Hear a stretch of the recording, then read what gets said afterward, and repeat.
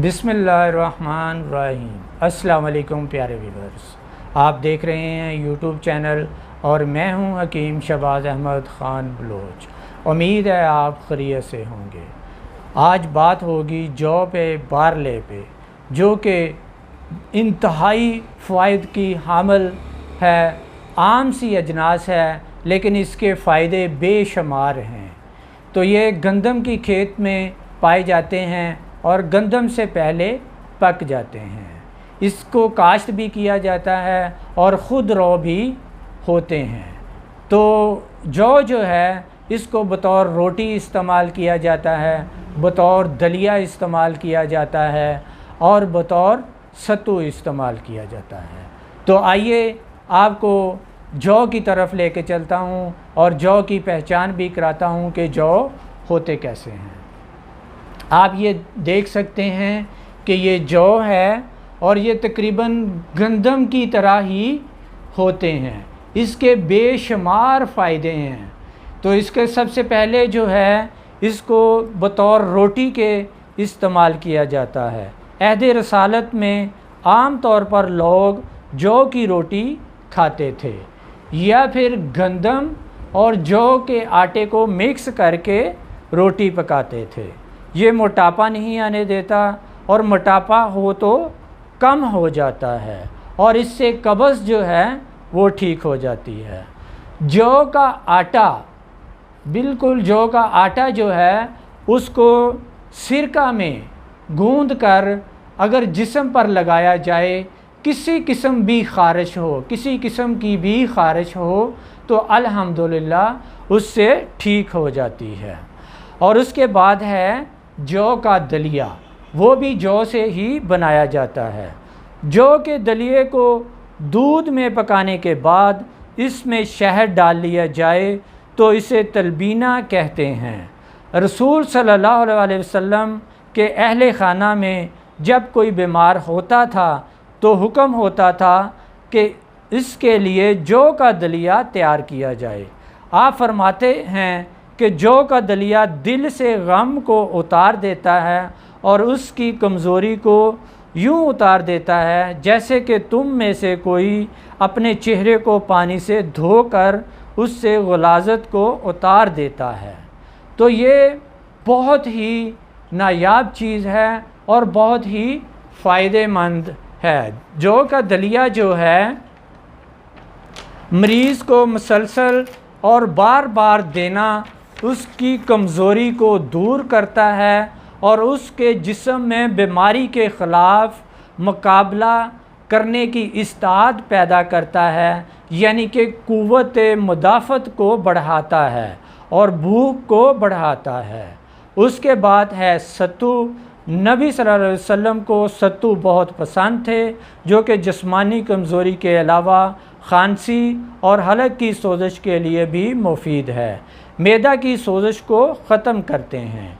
जौ जो है जिस्मानी कमज़ोरी के अलावा खांसी और हलक की सोज़श के लिए मुफीद है, मैदा की सोज़श को ख़त्म करते हैं और जो सीने में जलन होती है उस सोज़श वाले हिस्से पर जौ के दलिया में जो लेसदार मवाद होता है उस जगह पर चिपक जाता है, जिससे जलन को आराम आ जाता है, जिस्म से गलाज़तों को अखराज करते हैं, पेशाब आवर है, प्यास को तस्कीन देते हैं। जौ का पानी पकाने का तरीका, अगर जौ की बजाय जौ का दलिया लिया जाए तो वो फ़वाइद में और भी ज़्यादा हो जाते हैं। तो जौ का दलिया 50 ग्राम और पानी 600 ग्राम, यानी कि जौ का दलिया 1 छटांग और पानी आधा किलो से ज़्यादा, यानी कि 600 ग्राम डालकर पकाएं तो पानी का रंग दूधिया हो जाएगा। तो इसको उतार लें और इसको पुन लें, दलिए को अलहदा कर लें और उसका जो दूधिया पानी है उसको अलहदा कर लें और उसमें 2 चम्मच जैतून का तेल और 2 चम्मच शहद मिलाकर इसको पीने से गुर्दे का जो फेल हो जाना है उसमें आराम आएगा और उससे जो यूरिया क्रिएटिनिन बढ़ गए हैं अल्हम्दुलिल्लाह 15 दिन के अंदर नॉर्मल हो जाएंगे। ये मेरा आज़मूदा है। इसके अलावा ये पानी तबीयत को बशाश बनाता है और जिस्म की कमज़ोरी का मुकाबला करने की ग़िज़ा मुहैया करता है। इसे नीम गर्म पीना चाहिए क्योंकि इससे असर फ़ौरी शुरू होकर जिस्म में हरारत पैदा करता है और मरीज़ के चेहरे पर शगुफ्तगी लाता है। नबी सल्लल्लाहु अलैहि वसल्लम जौ के फ़वाइद में 2 अहम बातें इरशाद फरमाते हैं। नंबर 1, मरीज़ के दिल से बोझ को उतार देता है। नंबर 2, गम और फ़िक्र से निजात देता है। उसके अलावा मशहूर आम हकीम अबू अली सीना का कौल है कि जौ का पानी 100 बीमारियों के लिए मुफीद है। और ये मेरा अपना ज़ाती आज़माया हुआ भी है कि अगर आप जौ को लें और एक 50 ग्राम जौ हो और 600 ग्राम पानी को डाल के तो हल्की आंच में पकाएं।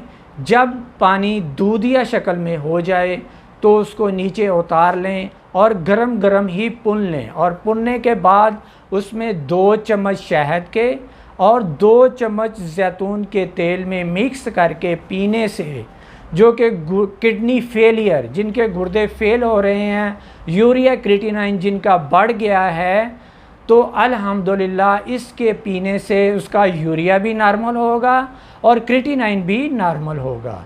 इसको 15 दिन इसी तरह इस्तेमाल करने के बाद आप अपनी रिपोर्ट यूरिया और क्रिएटिनिन की करवाएं तो अल्हम्दुलिल्लाह आप देखेंगे कि आपके यूरिया और क्रिएटिनिन जो है वो कम हो जाएंगे। अगर नॉर्मल हो जाए तो छोड़ दें, अगर कोई थोड़े बहुत ज़्यादा है तो इसको फिर दोबारा इस्तेमाल कर सकते हैं। उसके अलावा जो आपने दलिया बनाया है उसको आप सुबह नाश्ते में और दोपहर में भी किसी वक्त भी आप उसको खा सकते हैं। अगर आप उसमें शहद मिलाएंगे और मिला लेंगे तो उससे ताकत में भी इजाफ़ा होगा। अल्हम्दुलिल्लाह ये ज़बरदस्त जौ है और इसके खाने के बहुत सारे फ़ायदे हैं। उसके अलावा जो शुगर के मरीज़ हैं, अगर वो जौ के आटे को और गंदम के आटे को मिक्स करके उसकी रोटी खाएंगे तो उनका शुगर लेवल जो है वो नॉर्मल रहेगा। और जिनका शुगर जो है 450-500 पे रहती है और वो कम नहीं होती, वो इसको इस्तेमाल करके देखें। यानी कि अगर आप 2 किलो जौ का आटा लें और 1 किलो गंदम का आटा मिक्स करके इसकी रोटी बना के खाएंगे तो अल्हम्दुलिल्लाह आप देखेंगे कि आपका शुगर लेवल जो है वो नॉर्मल हो जाएगा। उसके अलावा जो मोटापे के पेशेंट हैं, अगर वो यही रोटी मोटापे के लोग इस्तेमाल करेंगे तो उनका जो पेट बढ़ चुका है वो पेट भी नॉर्मल हालत में आ जाएगा और मोटापा जो है वो कम हो जाएगा। उसके अलावा मैं पहले भी बता चुका हूँ कि जलन के लिए, सीने की जलन के लिए भी ज़बरदस्त चीज़ है। उसको जौ को दलिए को बनाएं और उसमें शहद मिला के तो सुबह उसका नाश्ता करें। अल्हम्दुलिल्लाह आप देखेंगे कि आपकी जलन जो है वो ठीक हो गई है। और जो कॉन्स्टिपेशन के पेशेंट है स्पेशली उनके लिए तो ये लाजवाब चीज़ है। इसी के साथ नेक दुआओं के साथ मैं इजाज़त चाहता हूँ। अल्लाह ताला आपको सेहत तंदरुस्ती दे। और जो मेरे चैनल पे ख़ासकर नए आए हैं वो मेरे चैनल को सब्सक्राइब कीजिए और मेरी वीडियो को लाइक कीजिए। और सबसे अहम जो है, आप अपनी कीमती राय से कमेंट्स बॉक्स में कमेंट्स कीजिए और मेरी वीडियो को शेयर कीजिए। अल्लाह हाफिज़।